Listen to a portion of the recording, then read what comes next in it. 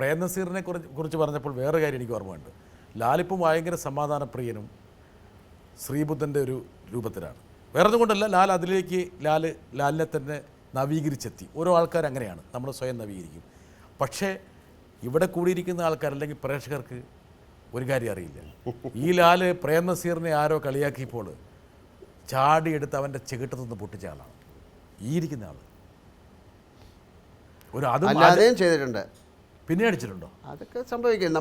അത് ഞാൻ പറയുന്നത്, അതൊക്കെ ഒരാളെ അടിക്കുക എന്ന് പറയുന്നത് നമുക്ക് വേറെ ഒരു മാർഗ്ഗവും ഇല്ലെങ്കിൽ ചെയ്യേണ്ടൊരു കാര്യമാണ് അല്ലേ. അന്ന് അത് അജാനുബാഹുവായിട്ടൊരാളെയാണ് ലാൽ അടിച്ചത്. അതിപ്പോഴും അങ്ങനെ അവസരം. അതിനുശേഷം മണിയമ്പിള്ളയൊക്കെ ഒളിച്ചു കിടന്നു കുറേ കാലം. എന്തായാലും അത് പറഞ്ഞിട്ട് ഇപ്പോൾ അയാൾ എവിടെയോ ഉണ്ടാവും. അങ്ങനെയൊക്കെ അതൊരു ഞാനൊരു റിഫ്ലക്ഷൻ അല്ലേ, നമുക്ക് ഏറ്റവും ഇഷ്ടമുള്ള ഒരാളെ അല്ലേ. എപ്പോഴും ഷൂട്ടിംഗ് സമയമൊക്കെ അന്ന് അങ്ങനെ ആയിരുന്നു. ഇപ്പോഴത്തെ ഷൂട്ടിംഗ് പോലെ അല്ല അന്നൊക്കെ.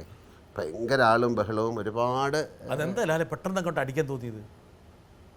അതാണ് ഞാൻ പറഞ്ഞത്, വേറെ ഒരു നിവൃത്തി ഇല്ലാതാവുമ്പോൾ ചെയ്യുന്ന ഒരുപാട് സമയമായിട്ട്, അതായത് നിരന്തരം ഒരാളെ 2-3 മണിക്കൂർ ഒരാൾ ഇങ്ങനെ റിഡിക്യൂൾ ചെയ്തുകൊണ്ടിരിക്കുമ്പോൾ ഒരിക്കലും പിന്നെ അതിനൊരു ഒരു ഒരു എല്ലാത്തിനും ഒരു പിനാക്കൽ, ഒരു സെനിത്തുണ്ടല്ലോ. അത് കഴിഞ്ഞാൽ പിന്നെ മുകളിലോട്ട് പോകാൻ പറ്റില്ല. ആ സമയത്ത് നമ്മൾ ചെയ്തു പോയിട്ടുണ്ട്. അത് ഇപ്പോഴായാലും ചിലപ്പോൾ ഒരു പക്ഷേ ചെയ്യും. ഇപ്പോഴും അടിക്കും. അല്ല, അങ്ങനെ അയാൾക്ക് അത്രയും ഭാഗ്യമുണ്ടെങ്കിൽ എൻ്റെ കയ്യിൽ. പക്ഷേ ഈ അടി കിട്ടിയ ആൾ ലാലോ എനിക്ക് ഉറപ്പായിട്ട് അറിയാം, അയാൾ ഇപ്പോഴും അടി വെച്ച് മാർക്കറ്റ് ചെയ്യുന്നുണ്ടാവും. അതൊന്നും അല്ല, അദ്ദേഹത്തിന് പോലും ഉറപ്പുണ്ടാവും. അതായത് ഇത് ലാൽ അടിച്ച കവളാണ് എന്ന് വേണം പറഞ്ഞിട്ടുണ്ടാവും. ഇല്ല, അങ്ങനെ അദ്ദേഹം എന്നെ ഓർക്കാതിരിക്കട്ടെ.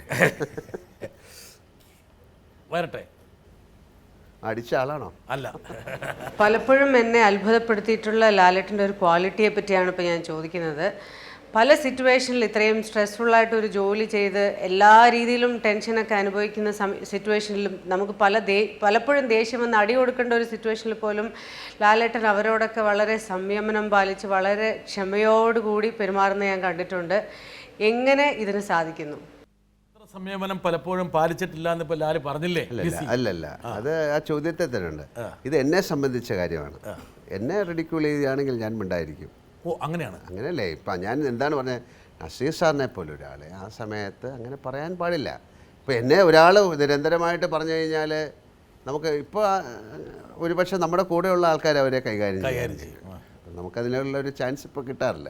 അന്ന് തീർച്ചയായിട്ടും അത് നമ്മളെ സ്നേഹിക്കുകയും ബഹുമാനിക്കുകയും ചെയ്യുന്ന ഒരാളെ പറ്റി പറയാൻ പാടില്ലാത്തൊരു കാര്യം പറഞ്ഞപ്പോൾ ഒരുപാട് വർഷങ്ങൾ മുമ്പുള്ള കാര്യമല്ലേ. ഇപ്പോൾ ലിസിയൊക്കെ അതിന് ശേഷമാണ് എന്നെ കാണുകയൊക്കെ ചെയ്യുന്നത്. അപ്പം നമ്മൾ കുറച്ചുകൂടെ റിഫൈൻഡ് ആകുന്നു കാര്യങ്ങൾ, അങ്ങനെയൊക്കെയുള്ള ഒരുപാട് കാര്യങ്ങളുണ്ടാകാം.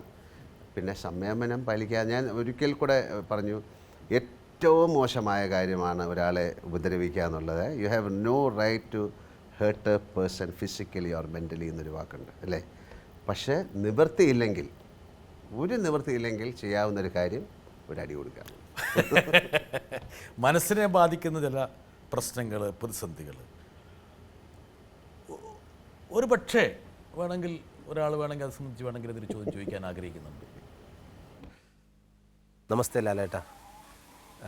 ലോകമെമ്പാടുമുള്ള മലയാളികൾ നെഞ്ചിലേറ്റ് താലോലിക്കുന്ന ഇല്ലെങ്കിൽ ആരാധിക്കുന്ന ഒരു നടന വിസ്മയമാണ് ലാലേട്ടൻ.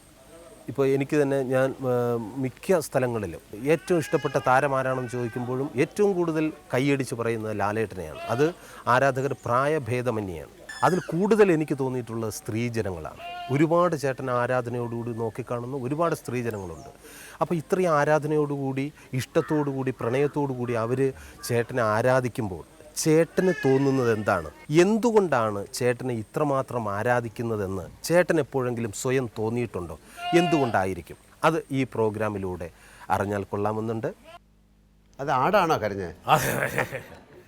കടുത്ത അസൂയോടുകൂടിയാണ് സുരാജ് ആ ചോദ്യം ചെയ്യുന്നത്. അല്ലല്ല, ആ ചോദ്യം വളരെ നല്ല ചോദ്യമാണ്. ഞാൻ അതിന് മറുപടിയും പറയാം.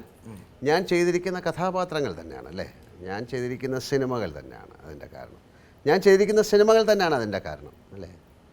ഒരുപക്ഷെ ഏറ്റവും കൂടുതൽ അമ്മയെ സ്നേഹിക്കുന്ന ഒരു മകനായിട്ട്, അല്ലെങ്കിൽ സഹോദരിയെ സ്നേഹിക്കുന്ന സഹോദരനായിട്ട്, ഇപ്പോൾ ദൃശ്യം എന്നുള്ള സിനിമ തന്നെ അല്ലേ, ആ കുടുംബത്തിന് വേണ്ടിയിട്ട് ഞാൻ പറയുന്നത് ഇതെൻ്റെ വാക്കാണ് എന്നാണ്.